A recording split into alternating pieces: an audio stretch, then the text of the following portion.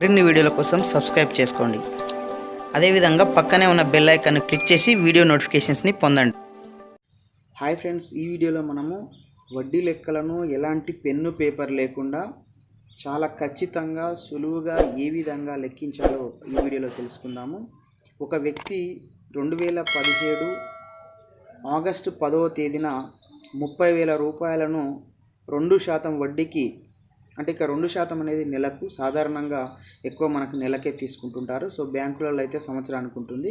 So బయట వడ్డీ ఇచ్చేది, మనము అప్పు ఇచ్చేది తీసుకునే సందర్భంలో ఎక్కువ మనకు ఈ నెలకే తీసుకోవడం జరుగుతుంది. ఒకవేళ సంవత్సరానికంటే 2% సంవత్సరానికి ఏమవుతుందంటే 12 నెలలు కాబట్టి 24% అవుతుంది. సో మనకు నెలకు అనేది చూద్దాము. 2% అనేది అంటే 100కు పర్సెంటేజ్ అంటే 100, అంటే 100కు ₹2 అన్నట్టు. సో ఇట్లా 2% వడ్డీ రేటు తోటి మరి 2017 ఆగస్టు 10న 30,000 రూపాయలు మనము అప్పు ఇచ్చినా లేదా అప్పు తీసుకున్నా మరి దానికి ఎంత వడ్డీ అవుతుందనేది మనము ఇప్పుడు లెక్కిద్దాము.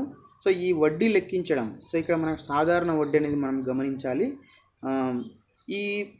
ఏదైతే ఈ వడ్డీ లెక్కించేటప్పుడు ఫస్ట్ మనం కనుక్కోవాల్సింది ఏంటంటే ఈ పీరియడ్, అంటే ఈరోజు మనకు 2020 ఏప్రిల్ 7వ తేదీ. సో ఈ తేదీకి మరి అప్పు తీసుకున్నప్పుడు తేదీ ఎప్పుడు అంటే 2017 ఆగస్టు 10.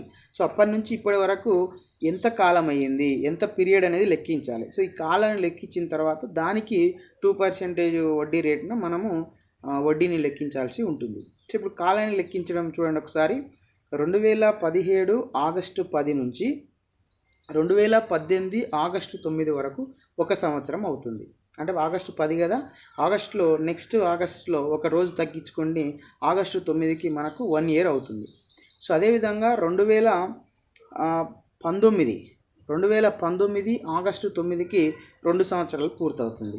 అదేవిధంగా 2020 ఆగస్టు 9కి 3 సంవత్సరాలు పూర్తి కాబోతాయి. కానీ మనకు 2020 ఇది ఏప్రిల్ 7నే ఉన్నాం కాబట్టి మరి 2 సంవత్సరాలు 2019 ఆగస్టు 9కి 2 సంవత్సరాలు పూర్తయింది. అంటే 3వ సంవత్సరం పూర్తి కాలే. మరి ఈ నెలలు లెక్కించాలి ఇప్పటి నుంచి. అంటే ఆగస్టు 9 నుంచి September 9, October 9, November 9, December 9. So ఇట్లా మనకు 4 నెలలు అయినాయి. అదేవిధంగా మనకు నెక్స్ట్ జనవరి 9, ఫిబ్రవరి 9, మార్చి 9, ఇట్లా 3 నెలలు, 4 నెలలు, 3 నెలలు, 7 నెలలు. 7 నెలల తర్వాత నెక్స్ట్ మనకి ఇప్పుడు ఏప్రిల్ 9 రాలేదు, అంటే మార్చి 9 అయిపోయింది. సో సాధారణంగా మార్చిలో మనకు 31 రోజులు ఉంటాయి, కానీ సాధారణంగా మనకు నెలకు 30 రోజులే తీసుకుంటాం. అంటే మరి 9 రోజులు అయిపోతే మార్చిలో ఇంకా రిమైనింగ్ ఎంత అనుకోవాలి అంటే మనం 21 అనుకోవాలి. ఆ 21 ఏప్రిల్లో 7 అంటే 28. అంటే ఇప్పుడు మనకు సమయం ఎంత అయ్యింది మనం అప్పు తీసుకుని అంటే 2 సంవత్సరాల మనకు 7 నెలల 28 రోజులు అయింది. ఈ సమయానికి మనం వడ్డీ లెక్కించాలి. సో ఈ వడ్డీ లెక్కించేటప్పుడు ఏంటంటే ఇక్కడ కూడా మళ్ళీ మనం ఆలోచన చేయాలి. 2% వడ్డీ అంటే 100కు ₹2. మనం తీసుకున్నది 30,000. సో అంటే నెలకు 100కు ₹2, 2% అంటే మనకు నెలకు శాతం తీసుకున్నాం కాబట్టి 2% అనేది అంటే 100కు ₹2, మరి 1000కి ₹20 అంటే 10 రెట్లు కాబట్టి, అంటే మనకు 10 100 అయితే 1000 కాబట్టి 1000కి ₹20 అవుతుంది. అదేవిధంగా 10,000కు ఇంకొక 0 అంటే 200 అవుతుంది. అదేవిధంగా 30,000కు అంటే ఇంటూ 3 అంటే 3 200 అవుతాయి. 3 200 అంటే 600. అంటే మనకు 30,000కు ఒక నెలకు 2% వడ్డీ ₹600 అవుతుంది. సో ఒక నెలకు 600. ఇప్పుడు 2 సంవత్సరాల 7 నెలల 28 రోజులకు ఎంత అవుతుంది? సో చూడండి, మనకు ఒక నెలకు 600 అయితే ఒక సంవత్సరానికి ఎంత? సంవత్సరానికి 12 నెలలు. మరి 12 600. సో 12 600 అంటే చూడండి, 12 6ల మనకు 72. అంటే 12 600 ఎన్ని అవుతాయి అంటే 7,200 అవుతుంది. ఇది సంవత్సరానికి. మళ్ళా 2 సంవత్సరాలు కదా, అంటే మళ్ళీ 7,200 అనేది 2, 7,200, 7,200 మొత్తం ఎంత? 14,400. సో నెక్స్ట్ ఇంకెంత ఉంది మనకి? 7 నెలలు ఉంది. మనకు నెలకు 600 వచ్చినాయి. మరి 7 నెలలకు ఎంత అంటే 600 7 అన్నట్టు. 7 600 ఏమవుతాయి? 7 6ల 42 అంటే 4,200. 4,200 ఇవి మనకి ఇంతకుముందు 14,400. 14,400 ఇక్కడ 4,200 తీసుకుంటే మొత్తము 14 4 18, 18,000 అవి 400, ఇవి 200, 600 అంటే 18,600 రూపాయలు 2 సంవత్సరాల 7 నెలలకు అవుతుంది. ఇంకా 28 రోజులకు ఉంది కదా. సో 28 రోజులకు ఏ విధంగా చేస్తామంటే మనకు నెలకు 30 రోజులు అంటే 30 రోజులకు మనకి ఎంత అవుతుంది అంటే 600 అయింది. అంటే నెలకు 600. మరి 28 రోజులకు ఎంత అంటే ఫస్ట్ రోజుకు తెలుసుకోవాలి.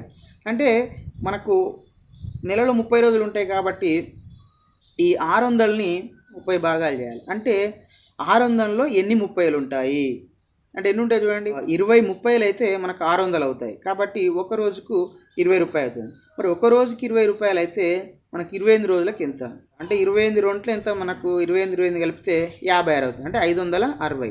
2 సంవత్సరాల 7 నెలలకు ఎంత అయింది మనకు 18,600 అయింది. సో ఈ 18,600 ప్లస్ ఈ 560 18,000 అట్లే పెడితే 600 560 అంటే 6 5 1160. 1160 అంటే 1,160. 18,000కు 1,160 కలిపితే 18 19,160 రూపాయలు మనకు మొత్తం వడ్డీ అవుతుంది.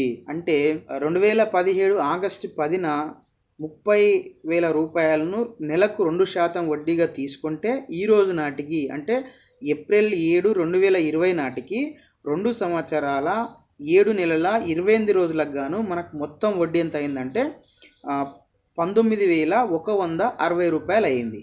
సో ఇది వడ్డీ. అసలు 30,000. అంటే ఇప్పుడు మొత్తం ఎంత చెల్లించాలి మనం 30,000 ప్లస్ 19,160 మొత్తం 49,160 రూపాయలు మనము చెల్లించాల్సి ఉంటుంది. సో ఇట్లా మనం చాలా సులువుగా ఎలాంటి పెన్ను పేపర్ లేకుండానే వడ్డీని చాలా ఖచ్చితంగా లెక్కించవచ్చు. మనము గ్రామీణ ప్రాంతంలో చాలామంది చదువుకున్నటువంటి వాళ్ళు ఉంటారు. వాళ్ళంతా నోటికే లెక్కలు చేస్తుంటారు. వాళ్ళకి ఎలాంటి పెన్ను పేపర్ అనేది అవసరం లేదు. సో ఈ పద్ధతిన మనం చాలా సులువుగా వడ్డీ లెక్కలు అనేది తెలుసుకోవచ్చు, లెక్కించవచ్చు. సో మరి ఈ వీడియో మీకు నచ్చితే లైక్ చేయండి, షేర్ చేయండి. ఇలాంటి ఎడ్యుకేషనల్ ఎంప్లాయ్మెంట్ టెక్నాలజీ సంబంధించిన పొందడం కోసం మన యొక్క యూట్యూబ్ ఛానల్ వెంకట్ బిటిని సబ్స్క్రైబ్ చేసుకోండి. Okay friends, thanks for watching this video. Bye, have a nice day.